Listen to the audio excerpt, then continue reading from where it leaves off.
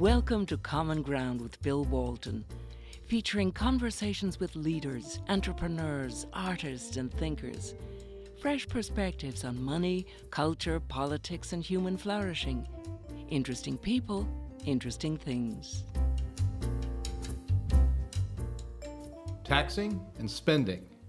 And with me to explore these topics are two experts in economics from Heritage Foundation, Romina Boccia, who's a leading fiscal and economic expert at the Heritage Foundation on government spending and the national debt. She's been introduced frequently as an economist who speaks English, although Romina reliably informs me she was born in Germany, and therefore this makes it a double win. She's been widely published and quoted in magazines, New York Times, Wall Street Journal, The Atlantic, Bloomberg, on and on. The list is endless where she's been speaking out on economic issues. Before Heritage, she was with the Independent Women's Forum, and she holds a master's degree in economics from George Mason University. And among her other pastimes, she's an avid rock climber. That's Welcome. Right. Thank you. Michel is a tax policy and federal budget expert at the Thomas A. Rowe Institute for Economic Studies at the Heritage Foundation, where I might add I'm also a trustee. He focuses on the economics of taxation, international tax competition, and the federal budget. Before this, he was at the George Mason University, worked as a broad range of topics on federal fiscal policy, and he was also an associate at the Competitive Enterprise Institute. They both have MAs in economics from George Mason University, and Adam is also a rock climber.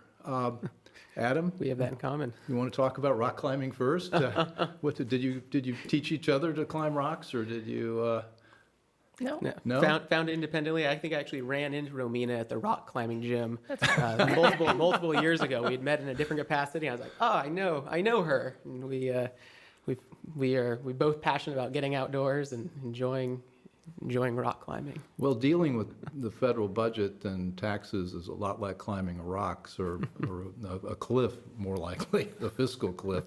That's right. Let's give an overview of where we are. We want to talk about taxes and spending and what we're doing now to fix the tax code and take a look at spending this year. But let's back up. How big is the federal budget as a percentage of GDP? How much do we collect in taxes? Where do the taxes come from? Yeah, overall, the federal budget spends about $4 trillion annually, and we take in about $3.3 trillion in tax revenues. In terms of GDP, you're looking at 1/5 of our economy is dedicated to federal spending. Of course, if you add in state and local, you'll get a much larger share that goes to government. But just focusing on federal, the tax burden is about 17% of GDP, but it's rapidly rising. And if I brought you a little gift here, our federal budget in pictures, and there's also a website, federalbudgetinpictures.com, and one of the charts there, it shows how taxes and spending have always fluctuated somewhat, but the problem we're facing is that our spending is projected to grow to really unsustainable heights that would require massive increases in taxes. Well, if I did the math right, I think that your spending and tax numbers, we're still operating at about a $650 billion deficit. That's correct. Even though I read recently that our tax revenues are at an all-time high. That's also correct, yes. And the problem is spending is outpacing tax revenue and is projected to continue to do so, and do so by even larger amounts. What's really driving the spending is about 2/3 of the budget that's growing on autopilot.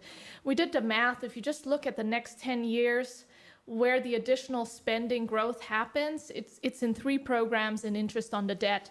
And a lot of people will know those programs very well, and I suspect you do too, and that's Medicare, Social Security, and Medicaid. Those 3 programs alone and interest on the debt are responsible for 85% of the projected spending growth just over the next 10 years. And if we're talking in terms of percentage of GDP over the long run, 100% of our spending and debt crises is due to these programs and interest on the debt. That doesn't leave a lot left over for anything else.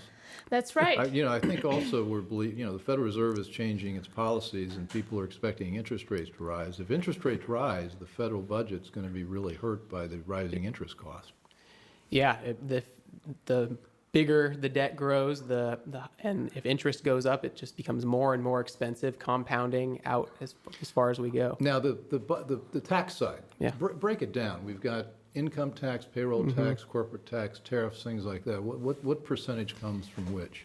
Yeah, so before we get to that, I think it's important to point out the tax component of what Romina was talking about, the sort of ballooning spending going out into the future, and tax revenue as well is projected to grow, not as much as spending, but grow a little bit over the future. So when we talk about tax reform, it's helpful to start there, that raising taxes really isn't the solution to any of this. Spending is really the problem. And so then if you break down that tax revenue piece, where do we get our revenue from?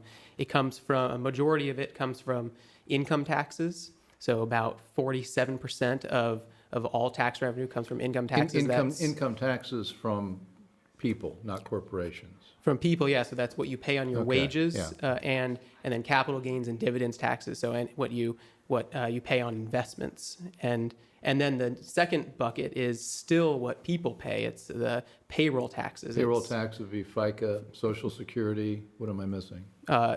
Taxes that fund Medicaid. Yeah, Medicare and Social Security, they're all called FICA, Yeah. which is very misleading. Federal Insurance Contributions Act, those aren't really insurance programs. They're more like federal benefit programs. But Yeah, I don't think people, set me straight on this. There really is no trust fund. The payroll taxes come in, they're treated as part of the general revenues of the federal government, and money's fungible. It goes wherever it's needed. That's right. So the trust fund does exist on paper, but what's important to remember is it's not like a trust fund like you might own or anybody else might own. Rather, it doesn't have any economic assets in it. All it has in it are government debt securities. So it's a asset for the Social Security Administration. They claim that they have 2.8 trillion in these trust fund assets, but for the taxpayer, it's another liability because those are debt securities, just like any debt that government debt that people might buy when they buy Treasury securities. So it's the same thing. And our national debt is approaching $20 trillion. Is that in that $20 trillion number? Yes, it is. Our national debt consists of two main components. There's the publicly held debt, which is what we borrow in credit markets. That's about 15 trillion of the $20 trillion debt. And then the 5 trillion, that's what's called intergovernmental debt, which is debt that Congress has borrowed from other government agencies that have trust funds. Social Security is the biggest one.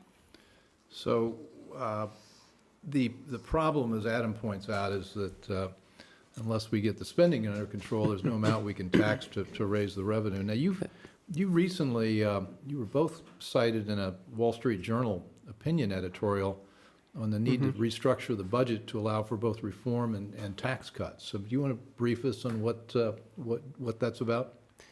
So tax reform is currently it relies on the budget and the budget process to sort of move forward. And the piece that you mentioned, the current rules make it so bias the government to keep expanding year after year. They currently assume that tax cuts will go away in the future, but where they don't assume that where the government is planning on cutting spending in the future, they don't assume those reductions. They just assume that they couldn't possibly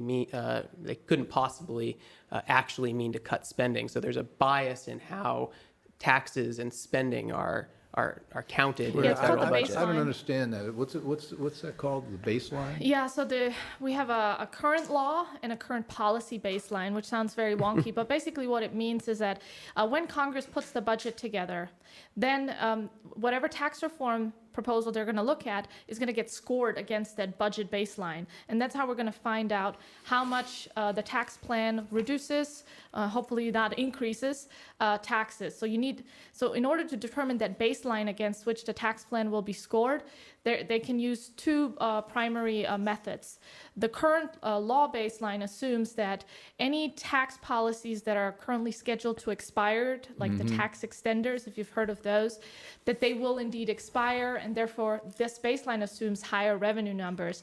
But when it comes to spending increases that are that would need to happen in order to be able to pay, say, benefits from the Medicare and Social Security program beyond what the trust fund allows. Congress assumes, well, there's no way that we would ever cut this spending, so they assume that those spending increases We are don't have any built in. courage to cut something now, so we know we're not going to have courage to do it sometime in the future. That's basically it, yeah. But they assume they're going to raise taxes and increase spending, so we really truly have a tax and spend budget. We know we're not serious about doing what we were elected to do, so we might as well just build it into our budget. That's what they do. What is the tax extender? I'm going to keep coming back to, we've got a lot of terms Yeah. in this world that I'm not, what is a tax extender? The tax extenders are a revolving package of different tax provisions that Congress says are going to last for so many number of years. So we're going to have this tax change for 5 years, and then they have to extend it if they want that to continue. And so there's a whole bunch of these, and they expire on different time periods. And so the extenders package is just a package of these tax cuts, essentially, that Congress has to extend year after year, and they do extend it year after year. And this difference between the current policy and the current law baseline, the current law baseline assumes that Congress won't keep extending these tax cuts. But what we've argued for is using a current policy baseline that takes into consideration that they just continue to extend these. So we should build that into our assumptions. Otherwise, you're looking at a $500 billion tax increase that's already built into the baseline. So even if Congress didn't put in place any new tax cuts, they would have to figure out how to raise taxes by $500 billion. That just makes tax reform basically impossible. So where do the tax increases come from? Are they baked into the law? Is it an increase in rates? Is it something new that's got to be passed, we're assuming? So there are various sort of small provisions that all compile into this one package. The biggest piece, and again, it's another one of these complicated things, but the biggest piece is what they call bonus depreciation. So it's a change in how investments are treated in the tax code. And although it's complicated, what the change does, it makes it easier for businesses to invest here in America. That's what bonus depreciation does. And so they assume that this is going to expire. But they have extended it year after year, so that we should build into the baseline the fact that it will continue to be extended because it's both good policy and makes tax reform easier. Yeah, it's not rates, it's specific provisions in the tax code. Oh, I see. One of the things that's on people's minds now is cutting the corporate income tax rate. And where does that stand? What would that do? I think you've written extensively and interestingly about how cutting corporate rates would actually benefit American workers. And that's not intuitively obvious to most people. Yeah, so when we said that income taxes make up a share of the federal budget, a big share, but corporate taxes make up about 10% of the revenue that we bring in. And although that's a small dollar value on paper in sort of the big scheme of things, the corporate tax is the biggest drag on economic growth. We currently have the highest corporate tax rate in the developed world. When you take in average state rates, we're at almost 40% tax rate on our corporations. And this has been pushing businesses overseas. You may have heard of inversions. This is making it hard for businesses to invest here in America. The measure of investment per worker or capital per worker, we're about 8% below the historic trend. And this is a big reason why we haven't seen job creation at the levels that we should. It's why wage growth has been relatively stagnant. So cutting the corporate tax rate is a big and important piece of getting America working again and getting the economy moving again. The OECD, I mean, we think of the European Union as not pro-business, but they've cut their corporate rates from 45% in 1986 to something like an average of 22% now, 21%, and we're at 35, and as you point out with state, we're at 40. So we're roughly twice the level of taxation. Yeah. Which is why companies are leaving the United States, and which is known, what do we call them, inversions? Inversions, yeah, another. So what's an inversion? That sounds like a very sinister word there. It does, and so you're correct. There's as the world as businesses have been able to move around the world, and we've become more global in where we get our things from, and travel costs have gone down. This has made it easier for businesses to do business in other countries, and all other countries have responded by lowering their corporate tax rate as it it creates an incentive for businesses to leave their country. Didn't Burger King move to Canada? Yeah, so this is one of those inversions that you talked about. Burger King moved their headquarters from the United States to Canada purely because Canada has a more favorable business environment. And as you mentioned, all the OECD countries, Europe, Canada, Mexico, Japan have all lowered their corporate tax rates over the last several years, and that's left the United States sort of high and dry and one of the least favorable business climates in the world. So I want to talk about how we pay for a tax cut on corporations and the process in a minute, but I want to stick with what the benefits are. Mm-hmm. So let's say we cut the corporate rate to 18%. Yeah. What happens? Cutting the corporate rate to 18%, 15%, just lowering the corporate rate, we've seen time and time again across countries, across the U.S. states, that benefit is passed on to workers through higher wages, and often significantly higher wages.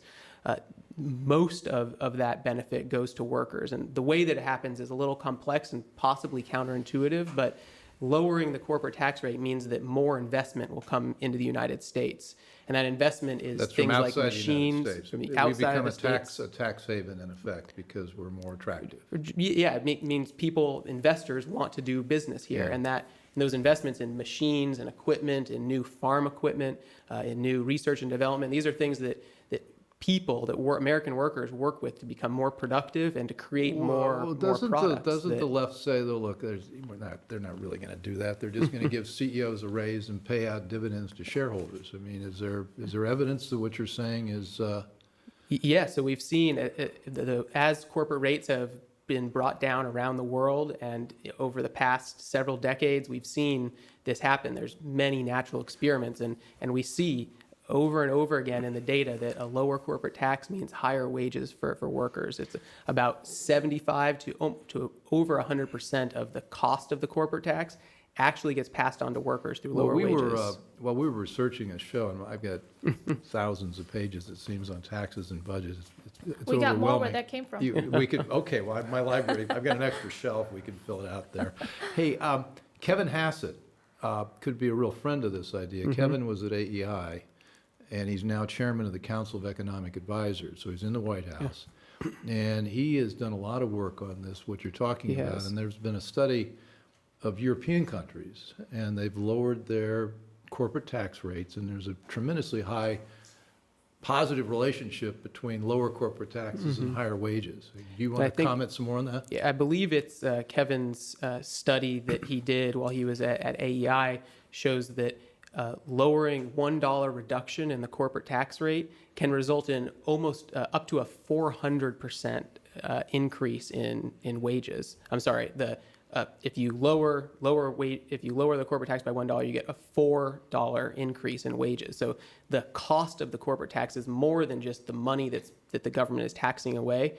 There's a lot of economic inefficiencies that it causes as well. So lowering the corporate tax, it's not just a dollar for dollar thing. There's a multiplier effect. But make no mistakes, corporations would very well want to increase salaries for their CEO and provide more money to their shareholders, but they don't have a choice in the matter. What happens is, as you get more investment, there's also more demand for workers, and so workers are able to bid up the price of their labor, and so it just happens automatically through the economy, if you will, the invisible hand at work. And I think that's what makes some of these proposals so difficult, that all of this happens without anybody planning it, and it doesn't matter what the corporation wants to do with the tax cut. It gets distributed across to the workers in the form of higher wages because they become more productive. There's more demand for these workers. There's more investment. And that would happen now because unemployment's low. There are millions of jobs that are available that they're dying for people with talent to fill, and they're empty. So you're right, there would be a trend in that direction, and we need it. I mean, I was reading something here. The averagely wage for manufacturing workers was $20.83 in June of 2006. So what is that, 11 years ago? It's only up $1 since then. So we've had a $1 raise in the last 11 years, so we certainly need to be doing something about this. I wonder if that takes into account all of the non-wage compensation that workers get, because one of the things we've also found is that a lot of the increase in wages has been consumed by mandated government benefits, and that's where we come to the aspect of interesting. we So also this need is to a cut headline spending. number, not the underlying number. That's I wonder Okay. what he's looking at there. Yeah, healthcare has been a big driver of consuming workers' wages, because keep in mind, Bill, any benefit that a company is mandated to give to its workers Yeah. comes directly out of wages. And we know this. Workers end up paying for both sides of the payroll tax. It's not true that employers pay the other half. So what the employee sees is not much of a raise, but That's what the right. employer sees is a big increase in In costs cost, associated absolutely. with hiring. Yeah. And this feeds into some of the inequality numbers we see as well. If you look at just how much the wage changes over time, the sort of difference between the rich and the poor have expanded. But if you build in the healthcare piece, as healthcare costs have ballooned, those trends move much closer together, because healthcare costs are such a much larger portion of a low-income person's total compensation package that a lot of these numbers are hard to interpret unless you're looking at sort of the whole picture. Are there also, in addition to healthcare costs, are there compliance costs, or labor, EEOC costs, whatever costs are associated with employing somebody that have also gone up that are masking these numbers? Because I hadn't really thought about it the way you're describing it.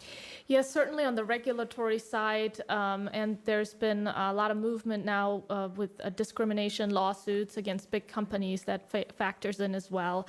Google is now being sued for potentially discriminating against its female employees, and so we've got a lot of regulations on the book that add to the cost of labor and compliance costs that companies face.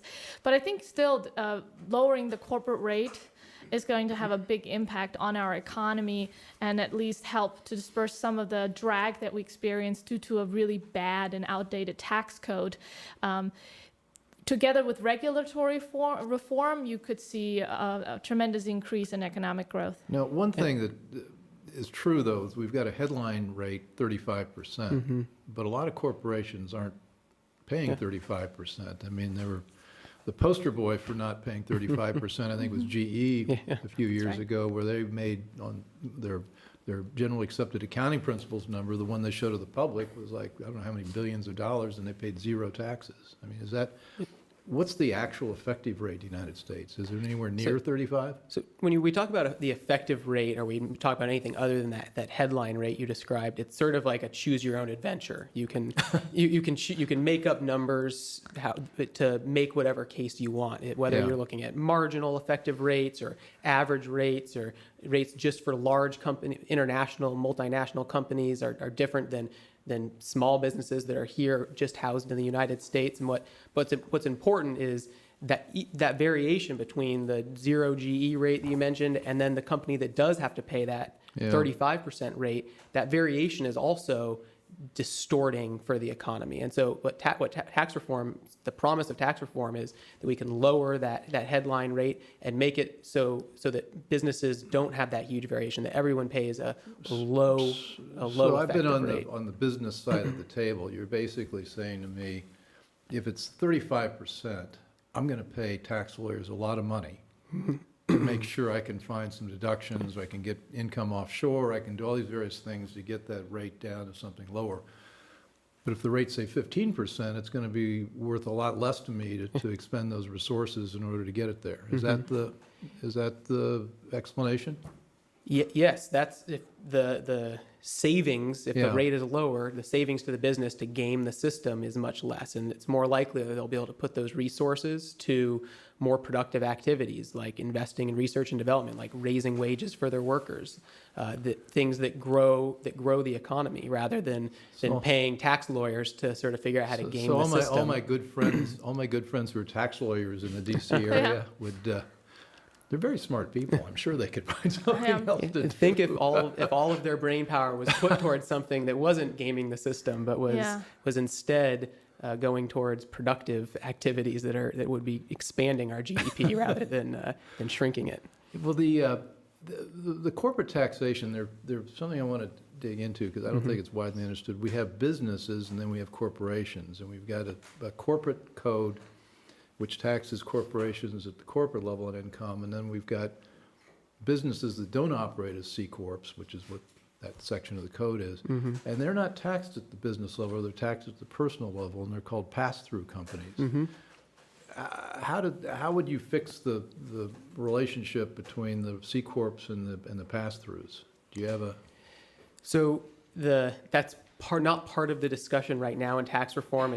Right now we're trying to just lower the corporate rate and lower the rate for pass-throughs. But the ideal tax policy is to treat all businesses the same, and that would be something like not eliminating the corporate tax and just having all of that income taxed at the individual So shareholders level. would be taxed the same Exactly. way business owners are taxed. Yeah, and then there would be no difference between C corps and the pass-throughs that you mentioned. Right now, there's all sorts of tax reasons to be one or the other, and the tax code shouldn't be driving business decisions in that way. We should just be able to let our businesses make economic decisions and not have to think about the tax code. So much capital gets allocated because of the bells and whistles, carrots and sticks in the tax code.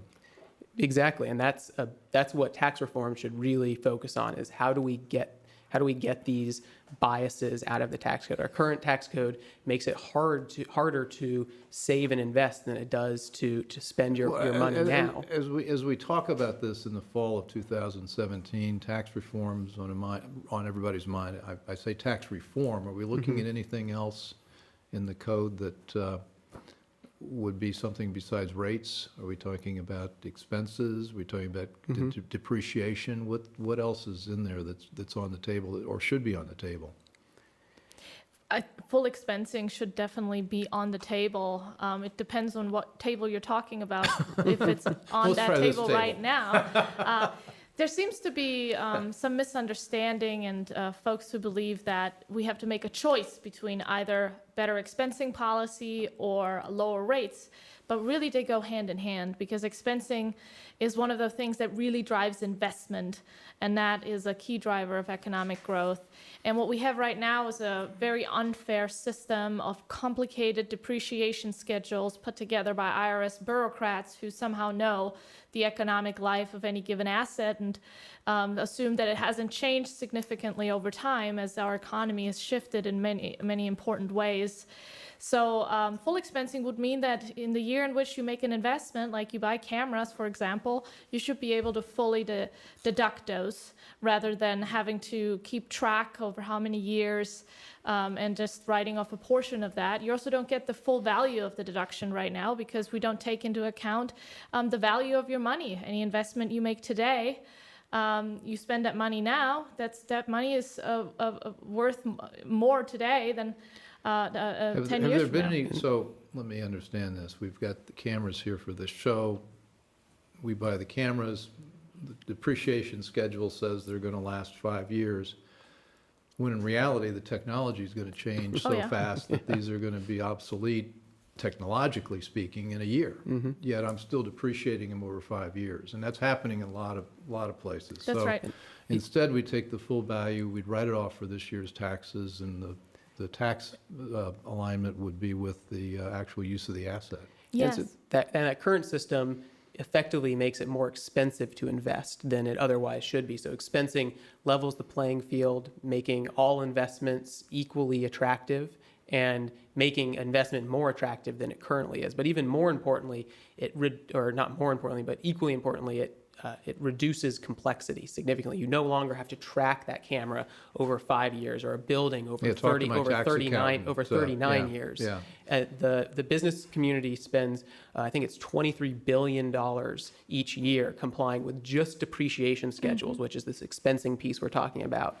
And so moving to full expensing means that all that money can, again, as we were talking about, be reallocated to something other than figuring out how much money you need to send to Washington at the end of the year. And this is a change that would really benefit all businesses, including small businesses that operate through the personal income tax code as pass-throughs and other entities. Like so my corner dry cleaner. Absolutely. And I think it's even more important for those types of businesses because they don't have the money to pay fancy lawyers to keep track of all their equipment and depreciate it over time on the proper IRS schedule. So they have to do all that themselves, and that imposes a huge compliance burden for them and hours of keeping track of all these items. Well, you know, over time, I guess I've become more of a populist, because if you look at things like the tax code, it disproportionately burdens the people who can't afford to play the games that the big companies can play. And so but the big companies also have all their lobbyists here in town. And so you've got this big inertia factor built in where they don't want any change, and the people who would be benefiting don't have a voice here. And the cost of complying with this system is relatively similar for a big business and a small business. If you're depreciating the same asset, you have to go through that same complex number of steps. But a small business doesn't, it's a much larger piece of their total operating cost that has to be dedicated to this. So it's a bigger burden on smaller businesses. Well, this is a bit off topic, and we're not on taxes or spending, but if you look at the impact of Dodd-Frank, Dodd-Frank same disproportionately benefited big banks. And Jamie Dimon and Lloyd Blankfein, I think they've stopped saying it because they got in trouble, but they said, look, Dodd-Frank's been great for us because it's built a moat around our business model where it's too expensive in terms of regulatory cost or capital cost to get into something to compete with us. And who it's hurt are all the community banks. There used to be 100, 150, every new ones every year. Now, I think we've had 3 in the last 7 to 10 years. So what else in the, I know we got a big topic to explore here, but so in the corporate side, we've got rates, we've got expensing. Is there another big item that we ought to be for? Yeah, so the other big piece on the corporate side is moving to what's called a territorial tax system. And this plays in with this scary inversions term that you were talking about earlier.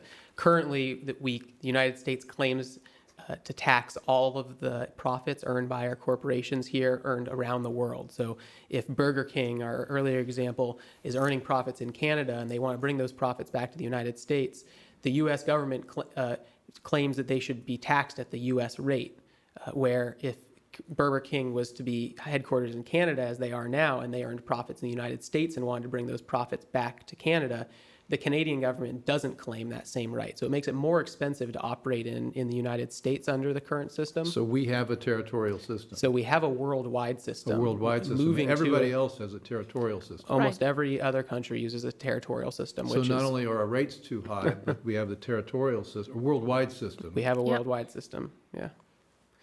Our rates are too high. We have a worldwide system, and our business tax code just in general is exceedingly complex, which expensing is sort of the third piece there, where if we could lower our rates, move to expensing, and move to a territorial system, we could be a global business destination just on tax parameters alone, not to mention our educated workforce and our property rights protections and all the other amazing things about the United States. Pair that with a great tax system, and we would see unprecedented investment, economic growth, job creation. Well, one of the things I've always trying to explore is why we can't get our growth rate of GDP back to where it used to be, which is in the 4% range. And we've been around 1.5% this year in 2017. Looks like it could be 3%. A lot of that, I think, is based on the optimism that regulations are going to be less and taxes are going to be less, but that all hasn't happened yet. But you're saying if we could do these 3 things in the corporate tax piece, we could accelerate growth and like nothing else could. Tax reform is the biggest piece of getting to that 3% or beyond. There's regulatory reform. You mentioned Dodd-Frank, other big financial reforms. Healthcare reform would go a long way. All of these things together that should be part of the agenda could get us growing at more than 3%. I think Romina might be able to elaborate, but some of our research has shown that getting back to 3% growth is not even fully returning to the projections that a lot of the government scoring agencies in DC say we should be growing at historically. Yes, we are definitely growing at a much, much slower rate, and it has a lot to do with drag from tax policy, from regulatory policy. But I also want to bring something into the discussion that is a bit more of a difficult topic, which is our national debt. Our national debt is larger than what the economy produced in goods and services last year. And is projected to be larger overall than what the U.S. economy is projected to produce. And that is also a real drag on growth, because let's say we get tax reform done this year. Let's say we are even able to cut taxes. Yes, it would certainly boost investment, especially if we do the things we just talked about on the business side.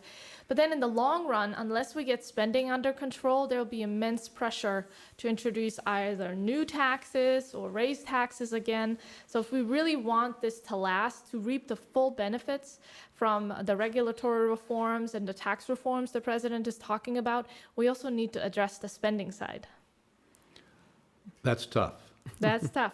So let's talk about, we've got some time left to talk about this. What are the barriers? I mean, we know what the barriers are, but let's break it down into what the policy pieces of this are here in Washington. There's actually a way that tax reform and spending reform could go hand in hand, and I would argue that that would actually be the best way forward. What that would mean is that Congress would use a very powerful tool in their arsenal, which is called reconciliation.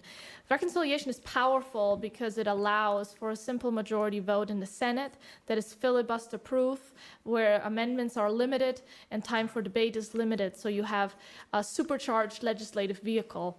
You don't need to bring Democrats on board necessarily, or if you have a few defections on the Republican side, you don't need that many Democrats, and you could potentially work out a good compromise. One of the limitations of reconciliation is that it requires that whatever changes you're making to the tax code be deficit neutral outside of whatever budget window is chosen, which traditionally has been 10 years, could be 20 years, could be 30. Congress can choose whatever budget window it wants to, but they will have to offset any tax cuts with spending cuts in order to fit through that procedural rule. Now, they can easily do that if they just put a limit on overall spending.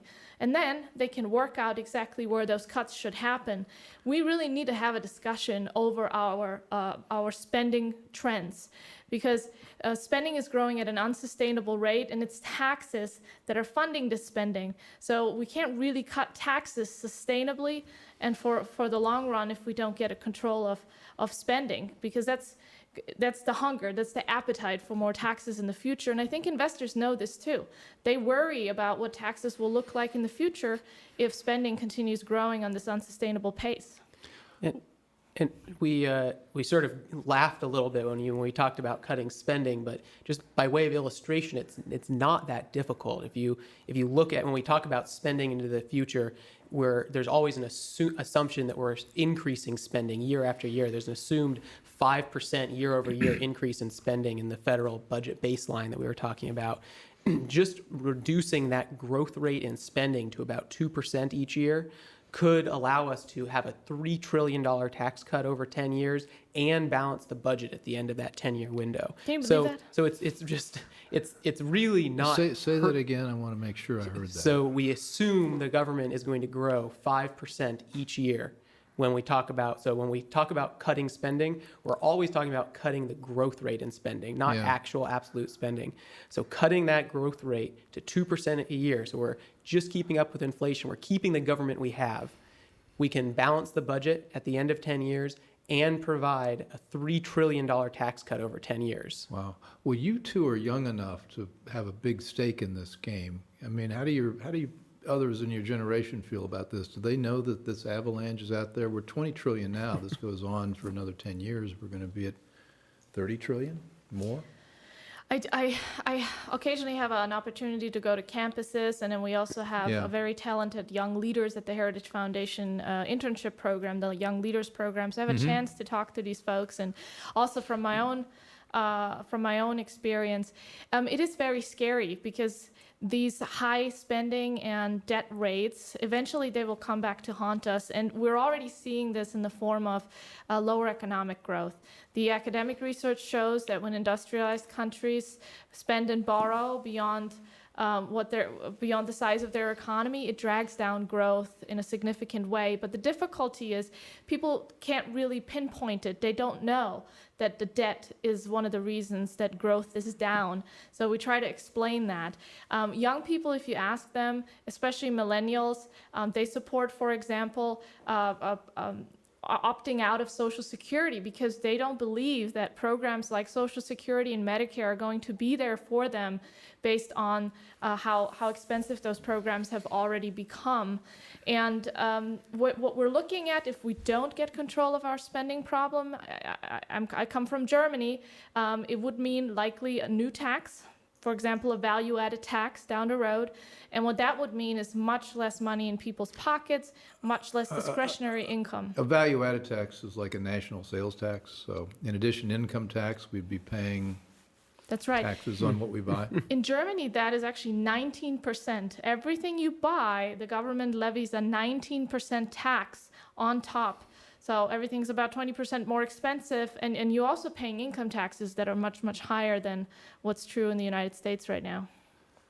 So let's walk back to where we got into this. How do we do this? What are the steps? You two spend a lot of time on Capitol Hill. You spend a lot of time in the committees. You're advising people. The fall of 2017, is there any political appetite to tackle this? So on the tax reform side, that's a big piece of getting the economy growing again, and that can help with a lot of these problems that we're talking about, that we've been talking about. There is political appetite, and using these budget tools that Romina was talking about, we need to keep up pressure that we do tax reform in a sustainable way, and that we make sure that it is long lasting, that down the road in several years we keep coming back to the spending issue. Well, you know, the electoral or the election math is interesting. 2018 is coming up. People want to get reelected. Of the 33 seats that are up for reelection in 2018, 25 of them are held by Democrats, many of them in states that were carried by President Trump. So it would seem there ought to be some way to get some bipartisan consensus to do something that would do some good. Thoughts? I think there's a real risk there too, because the Democrats tend to vote as a bloc. There's a chance that some of them will peel off to support the president in the tax reform effort. Yeah. But I do worry that it may come at a steep price, which means that the tax reform package won't be as good as it could be, because the Democrats are still practicing a politics of envy, the idea that the rich aren't paying their fair share. And they want to get at that. This is the kind of win they want to get for their base. Another risk is that we might look at a tax reform package that includes a short-term revenue boost through something called repatriation, bringing these profits that are held overseas back to the United States. It's about $2 trillion. 2 or 3 trillion, I believe. Yeah, estimates differ, but yeah. There. And there may be some talk of bundling that with a spending package, potentially infrastructure spending and that sort of thing. That So spending goes up. Yes, down. and Yeah. that's exactly the opposite of what we should be doing. We can't. So I This- worry about that. If we do tax that money that's brought back, that's currently locked overseas, it should be used for lowering tax rates across the board. We shouldn't be using it to invest in new infrastructure. The true infrastructure stimulus that we need is expensing and lower tax rates. That's the true way to get sustainable investment in America is through tax reform. And there are market-based ways to promote infrastructure spending. That's and not right. just through a government program. Exactly. Yeah. Right. Well, you two are brilliant on this. I'm really happy you're here today, and I highly recommend everybody taking a look at the Federal Budget in Pictures, which you can find again at thefederalbudgetinpictures.com. And we're going to have some of your writings featured on our website. You've been talking taxes, budget, and then all these words that I'm really going to have to learn better, reconciliation and tax extenders. You can learn a lot about that from those sites and those articles. So any final words?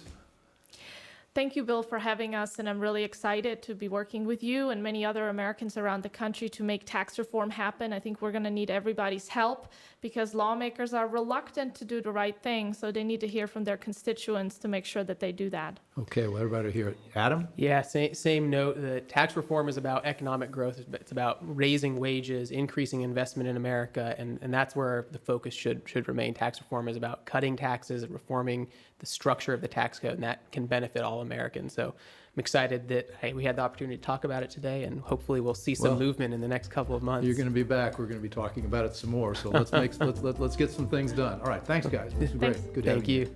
Thanks for listening. Want more?